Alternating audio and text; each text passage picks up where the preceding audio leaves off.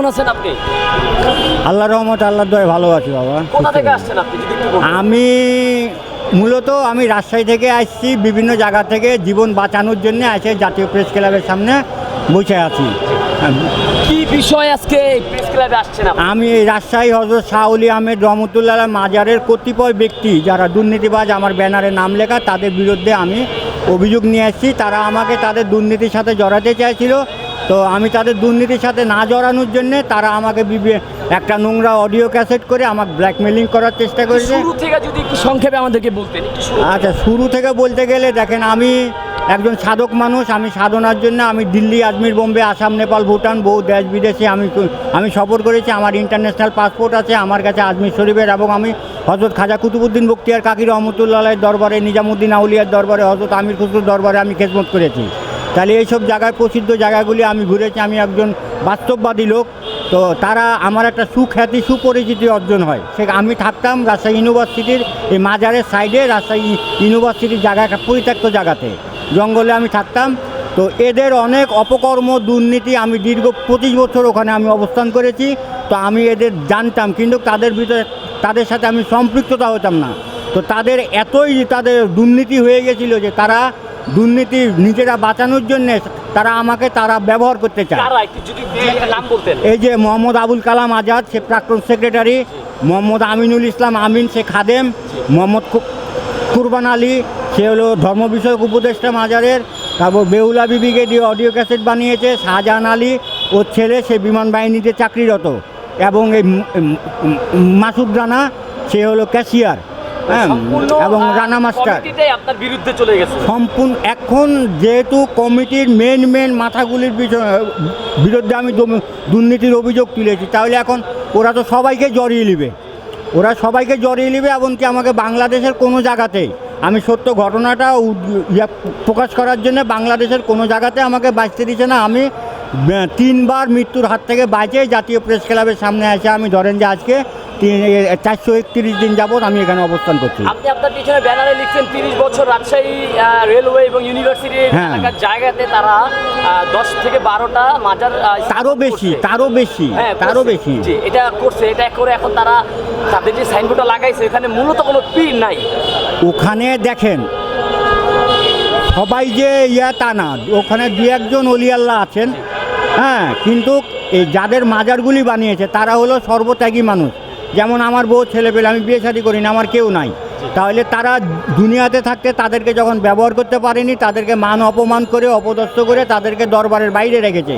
আবার তারা যখন মারা গেছে, তাদের লাশটা টাইনে নিয়েছে, তারা ওখানে মাজার বানিয়ে নিজেরা সাইনবোর্ড ব্যবহার করে নিজেরা স্বঘোষিত ফিরে গেছে। আপনাকে ষড়যন্ত্র করে তারা একটা রুমে নিয়ে গেছে এবং আপনাকে উলঙ্গ করে তারা একটা ভিডিও ক্যাসেট, না, আমাকে উলঙ্গ করে ভিডিও ক্যাসেট করেন। ভিডিও যদি করতো এবং যদি অডিও ক্যাসেট করেছে, অডিও ক্যাসেট যেরকম বেহুলা বিবি, হ্যাঁ, বেহুলা বিবি, সে হলো মাজারের একজন মহিলা বিষয়ক একজন সদস্য। তাহলে তারা যখন আমাকে দুর্নীতিতে ফাঁসাতে পারেনি, তখন এই বেহুলা বিবিকে তারা ব্যবহার করে এবং এই বিমান বাহিনীকে ব্যবহার করে। তারা আমার বাড়িঘর নাই, তারা আমাকে মিথ্যা আশ্বাস দিয়ে, মিথ্যা প্রলোচনা দিয়ে তারা আমাকে রাজশাহী থেকে দিনাজপুরে আমাকে ডেকে নিয়ে যায়, আমাকে জায়গা কিনে দিবে, আমাকে সারা জীবন ভরণ পোষণ দেখবে এই বলে তারা আমাকে ডেকে নিয়ে গিয়ে এই বেহুলা বিবি আমাকে খাবারের সাথে গাছগাছরা খাইয়ে জিন চালান করে, কালি চালান করে, বিভিন্ন রকমভাবে অ্যাবনর্মাল করে সে আমার সাথে একটা দৈহিক সম্পর্ক করে। তারপরে বিভিন্ন সময় বিভিন্ন লোকেশনে একটা অডিও ক্যাসেট বলে একটা অডিও ক্যাসেট অডিট করে তৈরি করে। সেই ক্যাসেটটা তারা রাজশাহী অলি বাবার মাজার কমিটিকে দেয়। মাজার কমিটি সেটাকে হাইলাইট করে আমাকে তারা ব্যবহার করার চেষ্টা করে। কিন্তু যেহেতু আমি অপরাধী না, আমি দোষ করিনি, তারা আমাকে ব্ল্যাকমেলিং করার জন্য এটা করেছে। তাহলে আমি কেন হব? ওই পর্যায়ে আমাকে মানহানি করে তারা আমাকে মেরে ফেলার চেষ্টা করে। তারপরে আমি চন্দ্রিমা থানাতে যাই। থানাতে অভিযোগ করতে গেলে চন্দ্রিমা থানা ওসি আগে মাজার কমিটিকে ফোন দেয়। তারপর থানাতে তাদের সাথে কি কথা হয় জানি না, আমার অভিযোগ নিতে চায় না। কিন্তু আমার কাছে 3টা ইন্টারন্যাশনাল পাসপোর্ট থাকার কারণে ওসি সাহেব আমার একটা হালকা অভিযোগ নিয়েছে, যেটা একটা ছেলে খেলা, যে অভিযোগের কোনো নাম্বারও দেয়নি। জাতীয় পরিচয়পত্র নাই? আমার জাতীয় পরিচয়পত্র আছে। পাসপোর্ট দিয়ে কেন মামলাতে? হ্যাঁ, পাসপোর্ট দেখিয়েছি যে আমি একজন পাসপোর্টধারী মানুষ, আমি পাসপোর্টে 19 বার আপ ডাউন করেছি। তাহলে আমি একজন বাংলাদেশের নাগরিক, তাহলে আমার কেন আপনি নেবেন না? এটা যদি না নেন তাহলে আমি উচ্চ মহলে যাব। তো এই কথা বলার পরে তাই হালকাভাবে একটা অভিযোগ নেয়, সেটা আমার কাছে আছে। তারপরেও তারা আবার ওই অভিযোগটাকে থামিয়ে দিয়েছে টাকা পয়সা দিয়ে, যেহেতু তারা দুর্নীতিবাজ। গিয়েছিলেন? হ্যাঁ, উচ্চ মহলে গিয়েছিলেন না?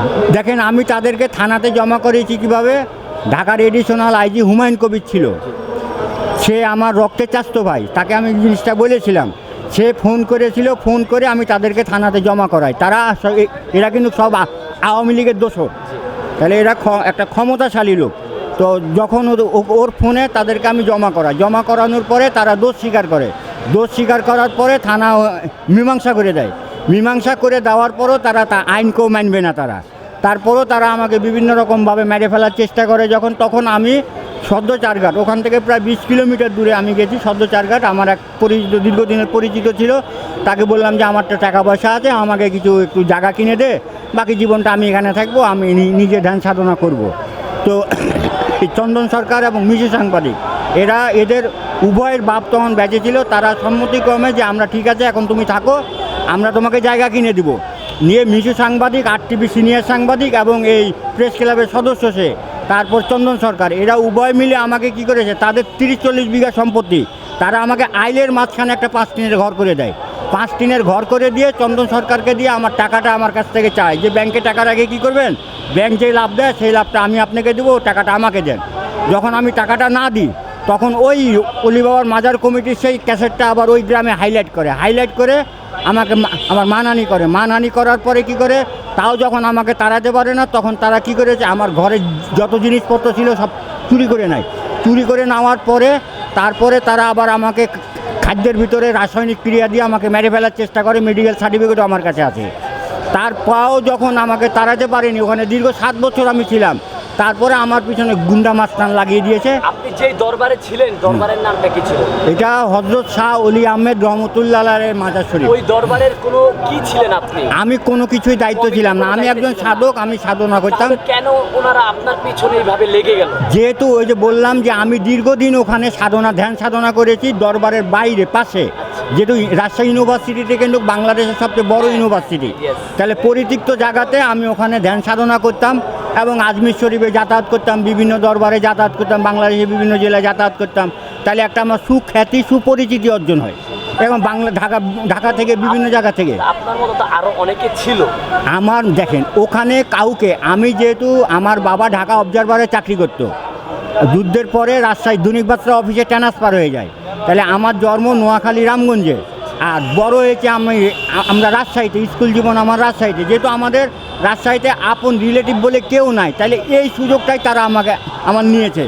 অসহায়ের প্রতি সবলের চাপ সবসময় আছে আদি থেকে। জাতীয় প্রেস ক্লাবের সামনে কি চাচ্ছেন আইসা? আমি মাননীয় প্রধান উপদেষ্টার কাছে আমি এটাই দাবি করব যে আমি উচিত বিচার চাই। এটা সুস্থ তদন্ত করে আমি যদি অপরাধী হই আমার বিচার করা হোক, আর যদি আসামিরা সত্যি অপরাধী হয় তাহলে আসামিদের বিচার করা হোক।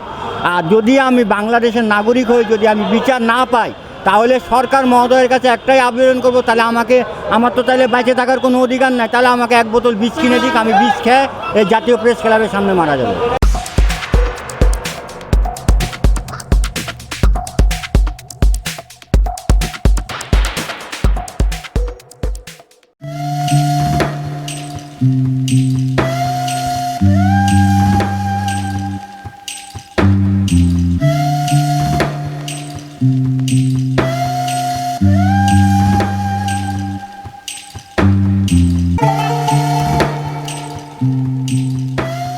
কামুনিসার বাচ্চাদের ছোটদের নবীদি সিরিজ, আখলাক সিরিজ, আদব সিরিজ, বিভিন্ন ধরনের কোরআন শিক্ষা দেওয়া আছে। রমজান মাসব্যাপী ইসলামিক বইমেলা বিশেষ ছাড় চলছে।